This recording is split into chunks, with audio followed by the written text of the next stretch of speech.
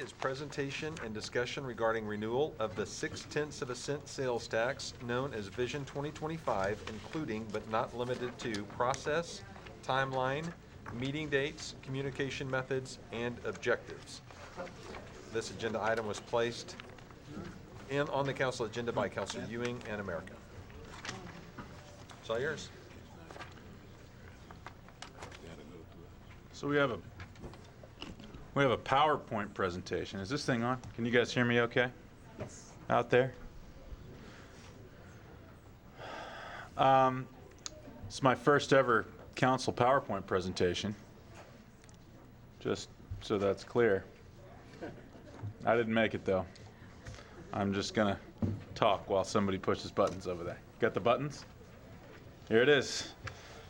In 18 months, the countywide 0.6 sales tax known as Vision 2025 will expire. Anyone familiar with the Vision 2025? Just show of hands. Yeah, all right. Generally well known. That's good. We had a committee meeting today where we were reminded of the great success of this investment and kind of covered some of the details of Vision 2025. Most of us are aware that the BOK Center was a Vision 2025 project, but I think in the community conversation, oftentimes people don't even remember some of the other things that paid for. Can anyone mention another thing that Vision 2025 paid for? Anyone out there? This is going to be participatory, just so you know, over the next probably 30 or 45 minutes of this presentation, so you better just loosen up. I can make it longer if I don't feel like you're playing along. So it paid.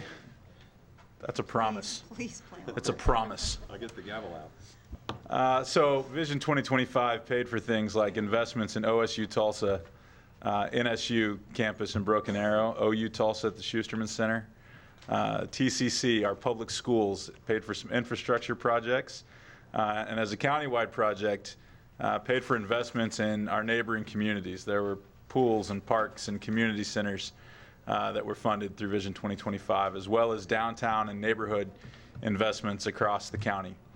Our city and our county looks very different today than it would have had the voters of Tulsa County not approved Vision 2025. And while we can point to the BOK Center as one of those big, maybe even the flagship success of that program, the impact of Vision 2025 was countywide and has made a difference in every city that it touched. The Main Street in Broken Arrow is one of those things, right?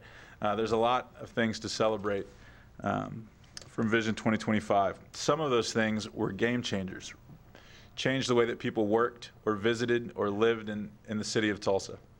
And so some of the positives of that is that we're living that every day. Some of the negatives maybe of that being so long ago is that some of us have forgotten to be thinking big or dreaming big about what's next because it was so long ago. So the encouragement will be in the coming weeks and months to start dreaming big again about what types of investments we want to make for the next 10 to 20 years. Next, we got a map. I'm sure you all want to spend a lot of time staring at that. There's little blue dots. They mean things. That's where some of those investments were. If we can go to the next one. What next? You can go to the next one. See, I'm plowing right through this because you guys seem like you're paying attention. It's a reward for paying attention.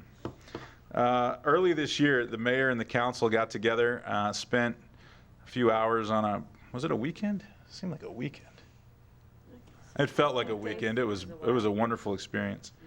And updated our annual council mayor goals. These are goals that we come up with as a group, things that we can all agree on. And those things were the Arkansas River infrastructure and development, public safety and economic development.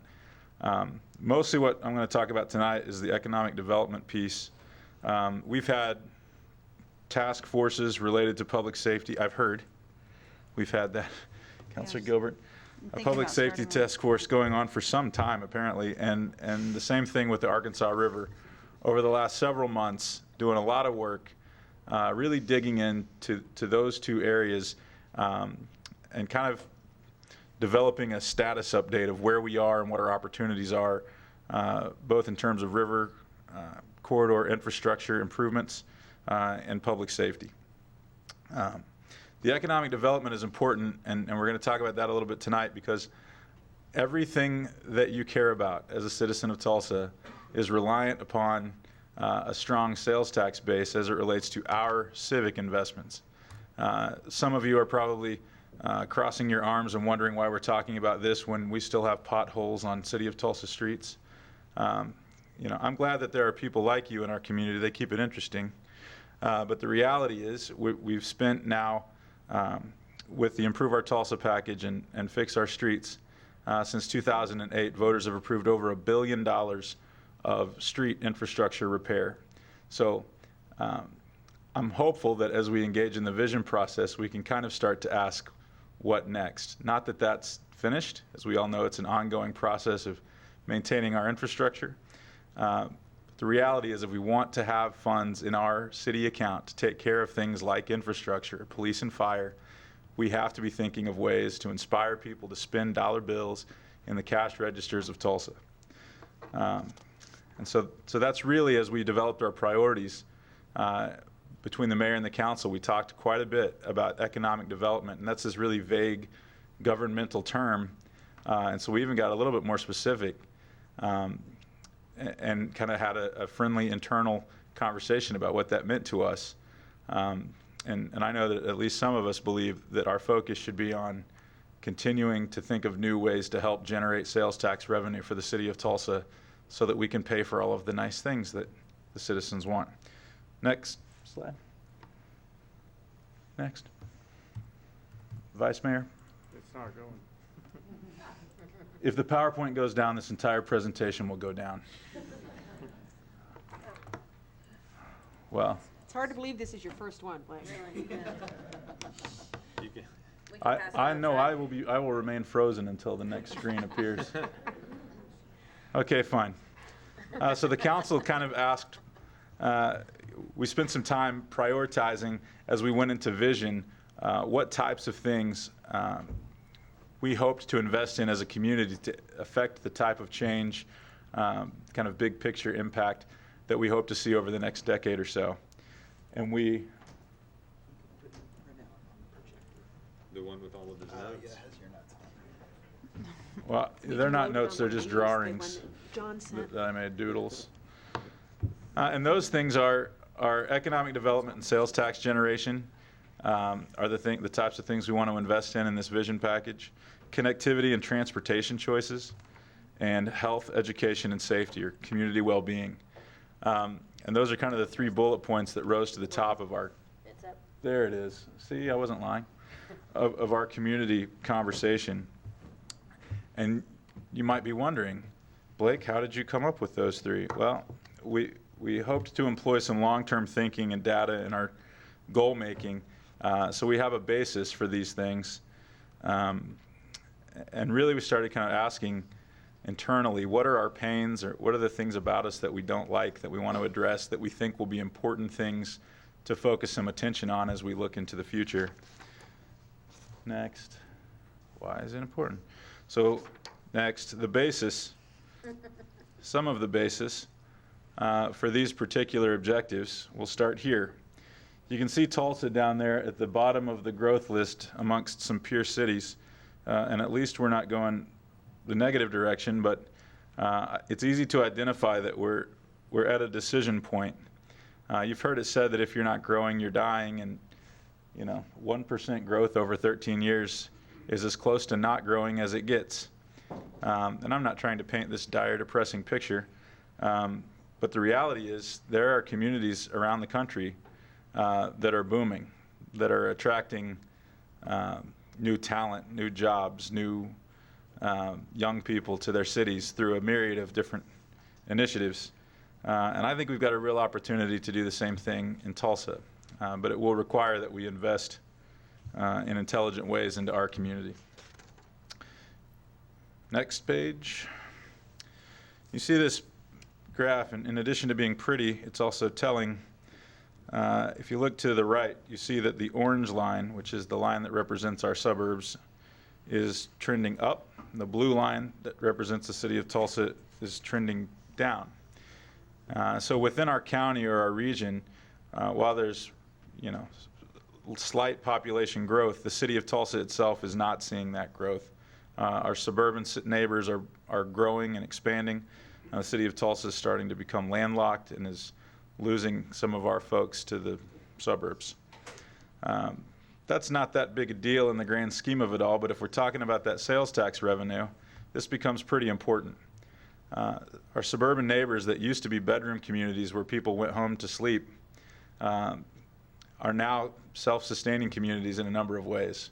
They've got places to shop and to eat, and the live, work, play lifestyle is becoming more available than ever before in our suburban communities. What that means for us is that people no longer have to come into the city of Tulsa to buy the things that they need. They can buy them at home in the suburbs, and that's a direct impact on our sales tax revenue. We can go to the next page. And you can see here the suburb share of our total taxable sales.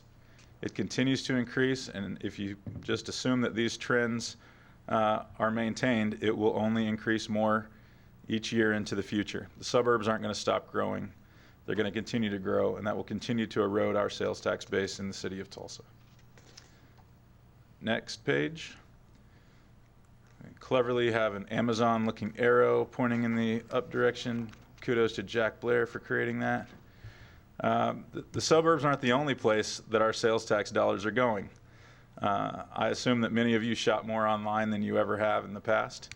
And if you don't, then your kids do for sure. People are spending their dollars on the internet, and they're spending them in the suburbs. And that's great because people spend money, but it's not necessarily great for the city of Tulsa, because every time somebody buys online or buys in the suburbs, that means they're not buying here. Which again, in a city with an overbuilt infrastructure like we've got, just means that we don't have enough money to pay for all the things we've built, to maintain them and keep them up. Next topic, next line, I mean. Everybody's favorite comparison, that is the one to our big brother down the turnpike. You can see the population trend in Oklahoma City versus the population trend in Tulsa that started to level off. We don't have to just be thinking about what's going on in our own backyard, but if we're looking just inside our state, we do have a competition happening with a city that's just 90 miles away. And while nobody likes to talk about Oklahoma City around here, the reality is they've got a good thing going on. And it's an exciting thing for our state, but it should be telling for the city of Tulsa, and I hope it inspires action. Next screen. Am I boring you yet? We're going to stand up and stretch? Okay, here we go. I feel like Bill Cosby with picture pages. I need the little singing pin. Probably a bad All right. Maybe not Bill Cosby. comparison. Bill Cosby. He went and ruined everything with his bad behavior. You're nothing. Okay. Mobility by age. It starts to get kind of technical, but if you look at the gray shaded area on the left side, and down at the bottom you see the ages. As people are younger in life, they're much more likely to move around, to relocate from one place to the next, and naturally as people get older, they become more stationary in the city that they're in. Which means that we have an opportunity in the city of Tulsa to grow, but that opportunity requires focusing a good amount of our efforts on attracting people in this window when they're most likely to relocate. We've not done a great job as a community of retaining our young citizens.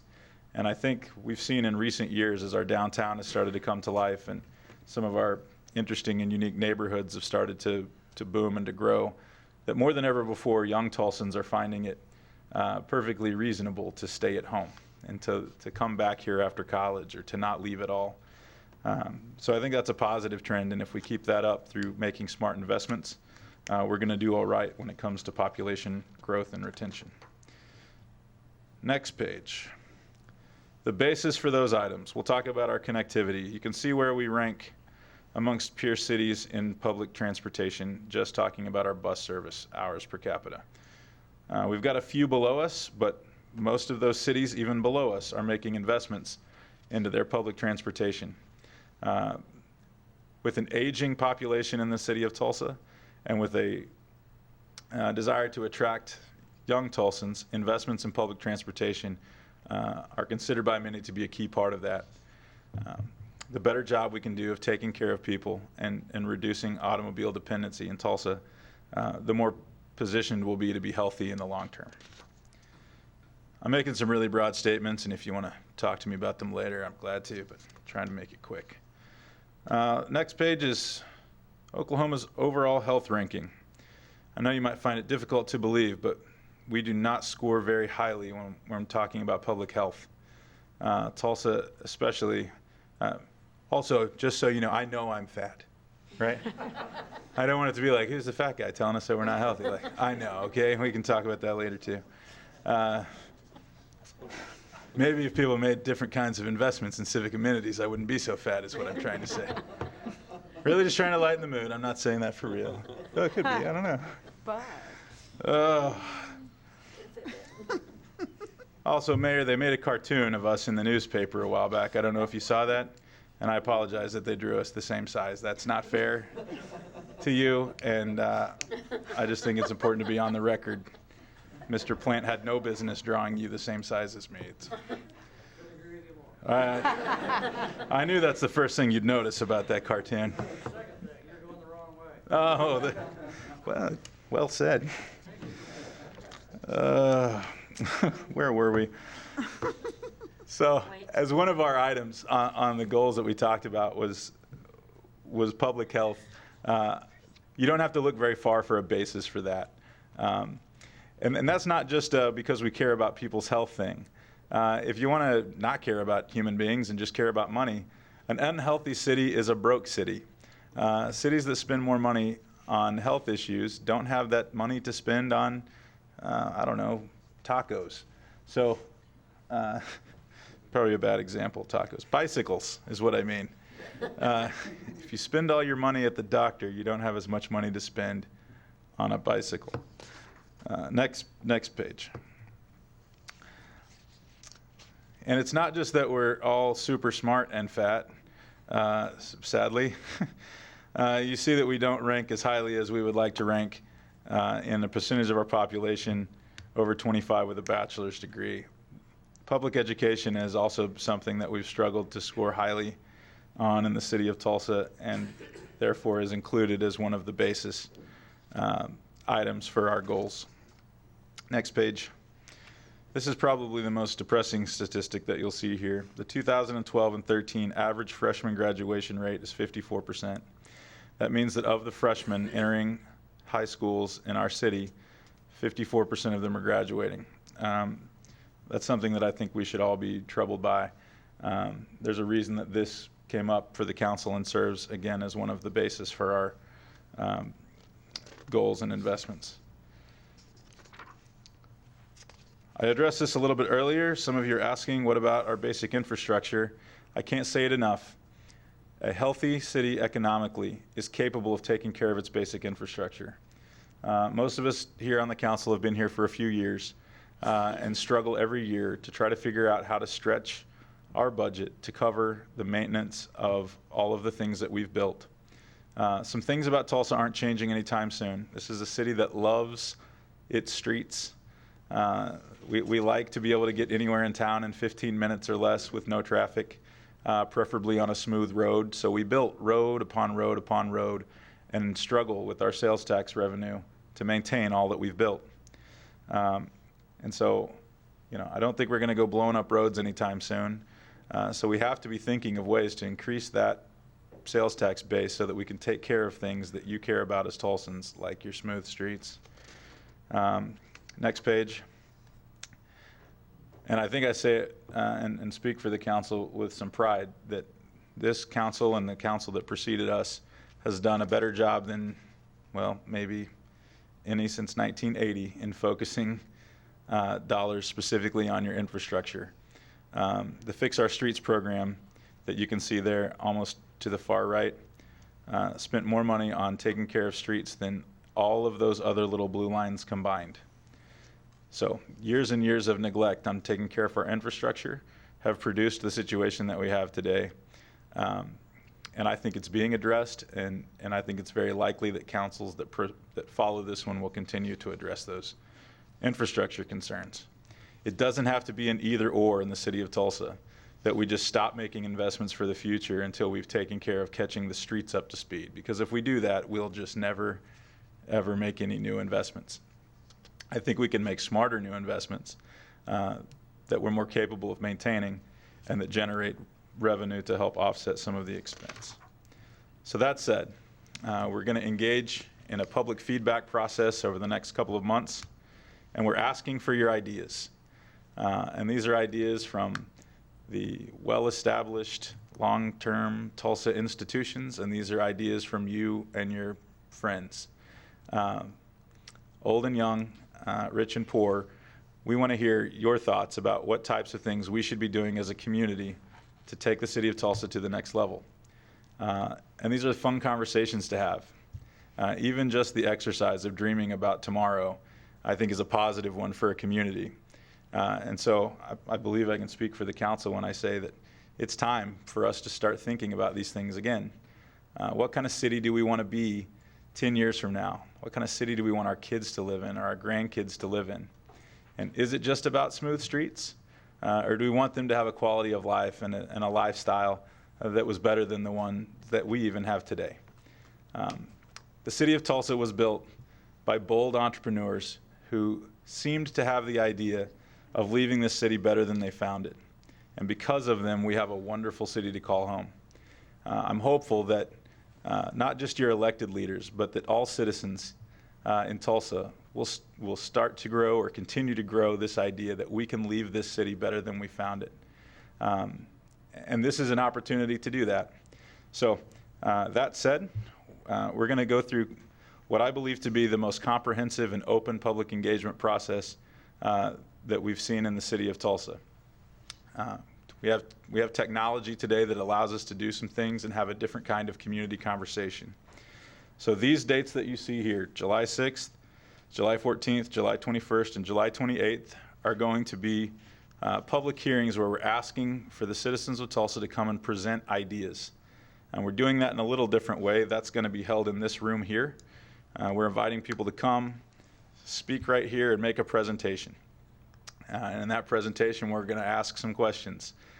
You'll appear before the council, share your idea, how much you think it's going to cost, what kind of impact it's going to have. Who else do you have supporting the idea? Why is this a game changer for the city of Tulsa? We're also going to have a series of neighborhood meetings, typical town halls that you're used to give feedback and to answer questions. The reason we're having the meetings here for these idea sessions is so that we can record them and place them online for everyone to view.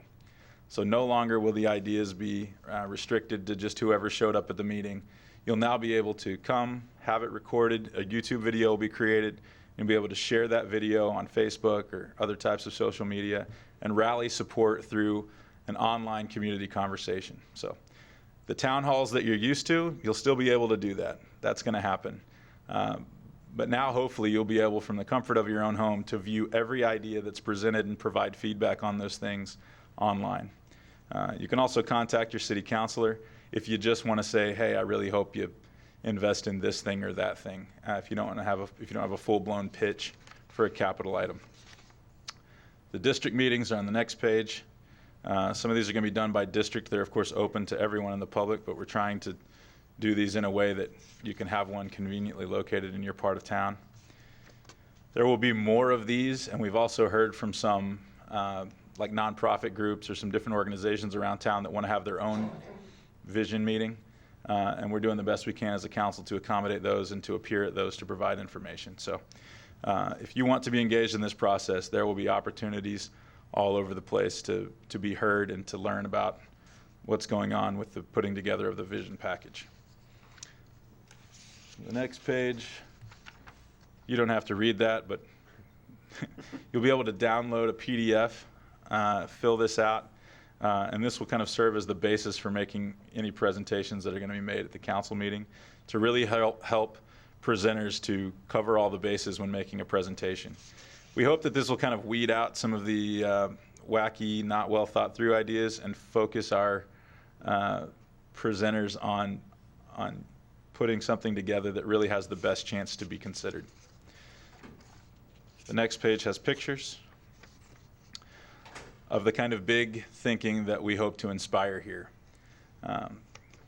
You know, it's easy to just be conservative, and I don't mean that in the political sense, but just to just say we're not worthy of that, or we're not big enough or good enough for that as a city. And I hope that we feel confident enough in who we are to dream big and to feel like we deserve great things in the city of Tulsa.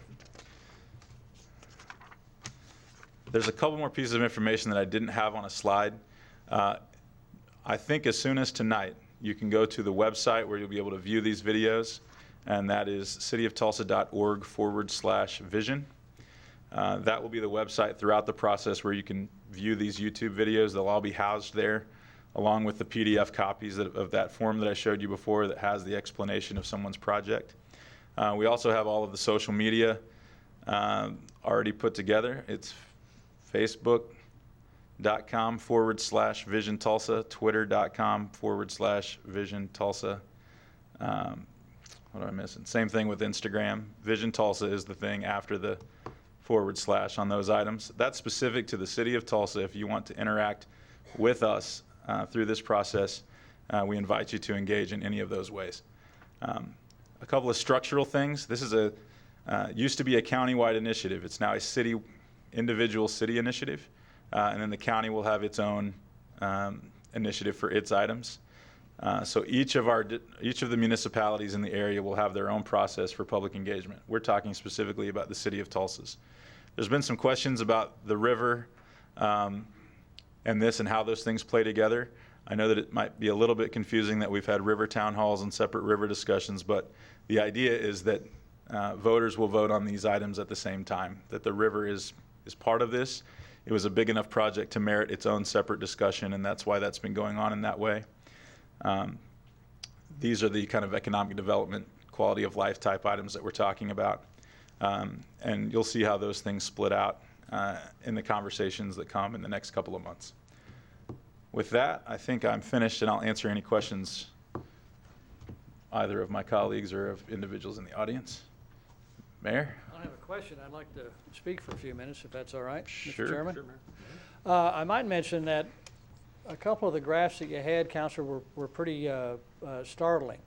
The one where you showed the amount of money that had been approved by the voters in the last couple of years, the two separate issues, over $1 billion.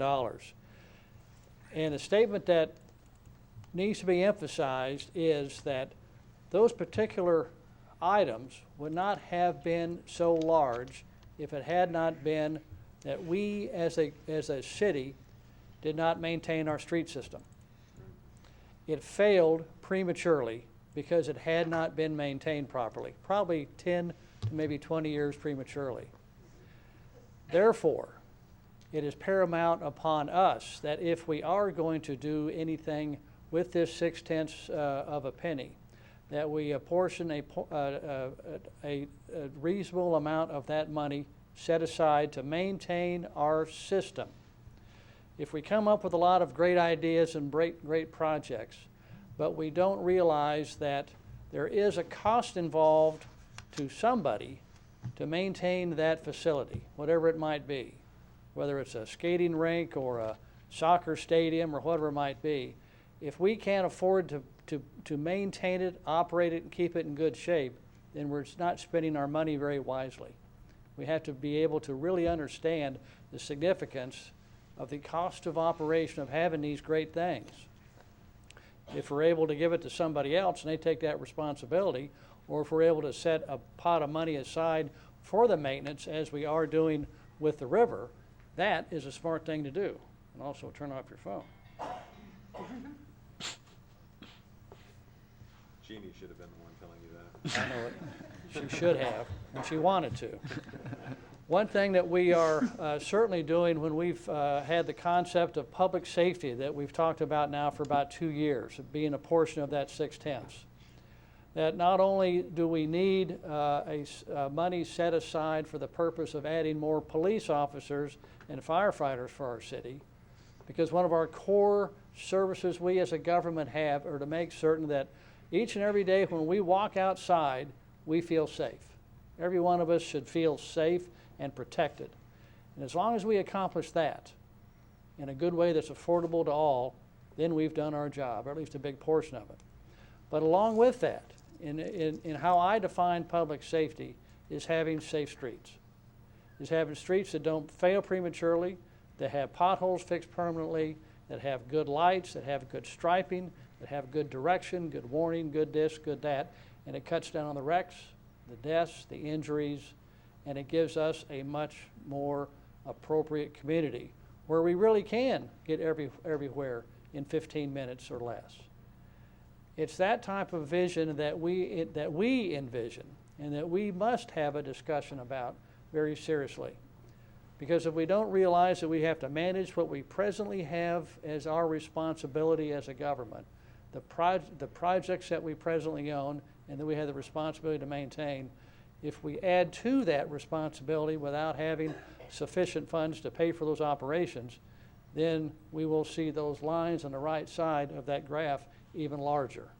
And more money will be spent on fixing things that have failed prematurely that could have been spent for other things.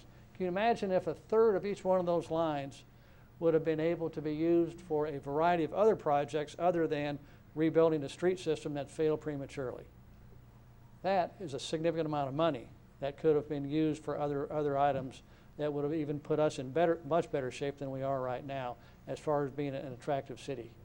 So it's those type of opportunities that we will have in front of us for the next couple months for discussion and possible decision making. So again, I thank you very much. I appreciate the council and the mayor's office getting together, come up with some good dates for us to have these opportunities. And I certainly think that having the ability to have them televised as they're going to and put out for the information that everybody can see is a great opportunity for the voters to make some decisions and recommendations. And again, Counselor, great job. Thank you very much. And if you have any questions of me, I'd be glad to answer them. Well, I think the mayor raises a great point about the maintenance issue, which, that, as we've been pointing out in the River Town Hall meetings, that is something that we can't find any other community in America that has taken the approach that we've proposed doing here in Tulsa, which is to build into the cost of something, the construction costs of it, also an endowment to permanently maintain it. Is that, and I'm sorry, I just don't have the one pager or the form that you have for people to fill out in front of me. Is there a line item on there already, or could we add something about, what would be the anticipated maintenance or operational costs that would come with the project that's being proposed? I think that'd be really useful for us to have as we're making those decisions. It asks about other funding. Yeah. It doesn't ask about the ongoing maintenance burden and where that falls. But I can say that in the groups that I've spoken with already, those being largely the city of Tulsa owned facilities, things like the zoo and the Gilcrease and the PAC and those types of the convention center, in all of those conversations, when I've tried to prepare those folks to start getting their pitches ready, I've asked them to include some sort of strategy for that. Okay. So we talked about that today in the Vision Task Force meeting, that the BOK Center didn't have that built in its Vision 2025 funding, but that it was created by the council subsequently through its tickets and its sponsorships and other types of things. So I think we talked about how there's been some positive lessons learned from Vision 2025, and that the BOK Center's ongoing maintenance fund is one of those things. And I think you're both absolutely right. The opportunity to include maintenance and ongoing upkeep as part of the funding in these projects just makes lots of sense. Be that through vision funding on the front end or by at least already having it figured out. I think to the mayor's point, who's going to take care of it if it's not the city of Tulsa after it's initially bought and paid for? There were some items in Vision 2025 like that. The city of Owasso paid for a YMCA facility that they then basically turned over to the Y to take care of after the fact, if I'm not mistaken, was the ones mentioned today. So there's some opportunities, I think, like that where we can make the initial investment and then let somebody else kind of take it from there for operations and maintenance. As long as we don't get it on a rebound, if something doesn't work out right for somebody, if we build a facility, whatever it might be, and whatever, who might take it over, if suddenly it doesn't work out for them, then we get it back. We want to make certain that doesn't happen. Well, So you'll be running for president by then. That'll be somebody else's problem, I think, at that point. Right, Councilor Bynum? Yeah, so I would suggest then that we add in here, like I mentioned earlier, just one, I think it's important so we know when we're making those decisions, but also, I think to your point, Councilor Ewing, so that when people are putting these proposals together, they are mindful of it too. So if we could add that in Yeah, that's no problem. somewhere on there. well, I think it's most important the public knows. You know, the public has to have that as well. Besides us having the information, the public needs to know. Exactly. So these presentations are going to be made to us. With us sitting up here and the presenter standing right there, you know, we've got the opportunity to ask whatever questions and give whatever challenges we want to the people who are presenting. So I think there's probably unanimity in terms of the value of that. I think it'll easy to see that being asked of everybody who stands there making a presentation to contemplate their ongoing maintenance.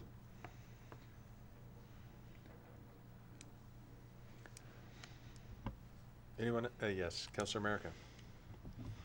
And I think we envision this as a evolving process as we go. One of the big benefits of doing it the way we're doing, I mean, starting tonight with our first citizen comment, but that as this goes, we want citizens not just to go look at this, but to comment, to email us, to call us, there'll be opportunities to give feedback to both to all of the proposals and the videos, but specific. I know I've said this before, but I know a lot of people in my district aren't necessarily the types who would put together a presentation, but they have very strong ideas about how they'd like to see their money invested, and so we want that kind of input. And as we go, there may be other things that we add and continue to improve. And so when we get to the end of this, everybody in Tulsa, one way or the other, should have a voice in this, I hope. For sure. Did we talk about the email address that you can email ideas to, or just the website? Just a website, I think.